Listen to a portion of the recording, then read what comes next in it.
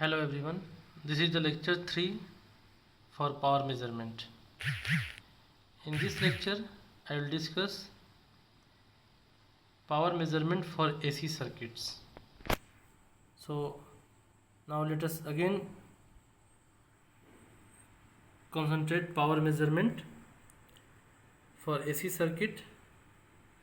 As you know, AC circuit is alternating types of currents flowing through the circuit. So if you see the instantaneous current, voltage, or the combination of current and voltage, that is power, is continuously changing for a complete cycle. So it is very interesting to see the power measurement for the AC circuit. Now let us see the power measurement in AC circuit. In alternating current circuits, the instantaneous power varies continuously as the voltage and current varies while going through a complete cycle. In such case, the power at any instant is given by Pt is equal to Vt into It. Here you can see that power P, voltage V and current I is depending on time t. So this Pt, Vt and It are called as instantaneous power, voltage and current respectively. As you know, for the AC circuit, voltage and current may be in phase or may be out phase. If it is in out phase, current may lag behind the voltage or lead beyond the voltage. So here I am taking as an example when current is lagging behind the voltage by an angle phi. So if both voltage and current can be assumed to be sinusoidal, with the current lagging the voltage by phase angle phi, then Vt, instantaneous power of voltage, can be written as Vm sin omega t, where Vm is the maximum peak voltage and It is equal to Im sin omega t minus phi. The sin omega t minus phi, this equation shows that current is lagging behind the voltage, where Vm and Im are peak values of voltage and current respectively, and omega is the angular frequency. Now considering these two AC voltage and current, the instantaneous power can be written as Pt is equal to Vt multiplied by It. So Pt is equal to Vm Im sin omega t into sin omega t minus phi. It can be written as Pt is equal to Vm Im by 2 cos phi minus cos 2 omega t minus phi. Now we have a equation for instantaneous power. So for finding power at a particular time instant is not considerable for the AC circuit. So we must find out the average power by taking this equation Vm Im by 2 cos phi minus cos 2 omega t minus phi. When you see the calculation of average value of power over a complete cycle, in such case the average power can be written as 1 divided by 2t 0 to 2t pt dt. So pt can be placed as Vm Im by 2 cos phi minus cos 2 omega t minus phi dt. Vm and Im is constant, so we can keep out from the integration, and hence finally you can see that the value is Vm Im by 2 into cos phi.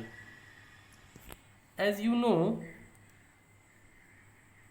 the relation between the RMS value and peak value for the sinusoidal wave is Vrms is equal to Vm by root 2 and Irms is equal to Im by root 2. So this Vm Im by 2 can be written as Vm by root 2 and Im by root 2 into cos phi. So it is V into I cos phi, where this capital V and I is the RMS value of voltage and current, into cos phi, where cos phi is called as power factor.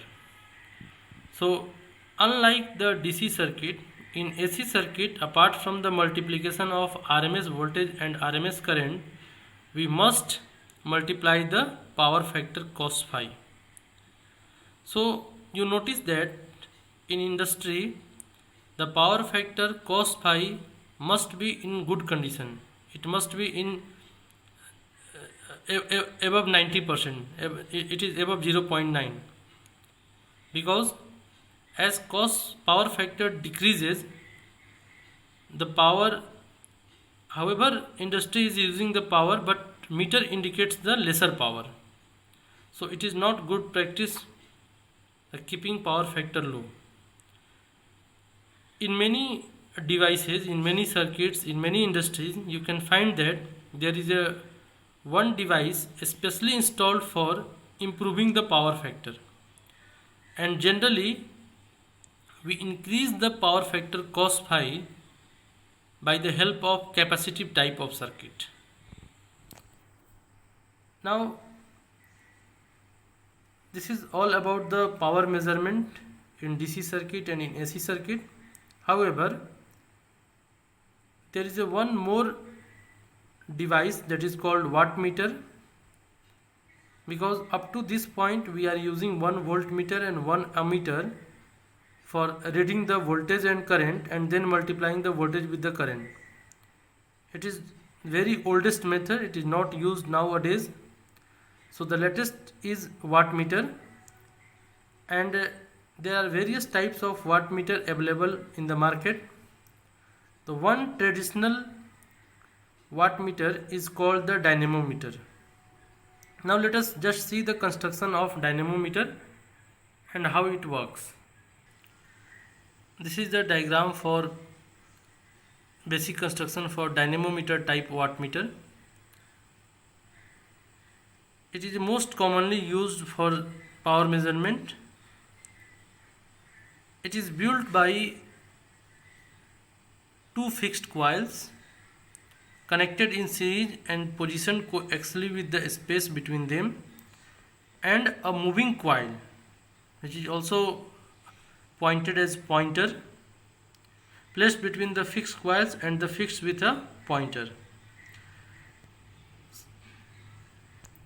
So this type of wattmeter is readily, or you can say internally, there is a arrangement which can detect the current and voltage, or it can measure the current and voltage, and then by multiplying this, ready-madely you can get the indication of power measurement. So it is a complete analog type of device. However, in these modern days, a number of digital wattmeters are available which can shows the digital value of power in watts. So this is just for example. You can also search the various type of wattmeter and you can understand the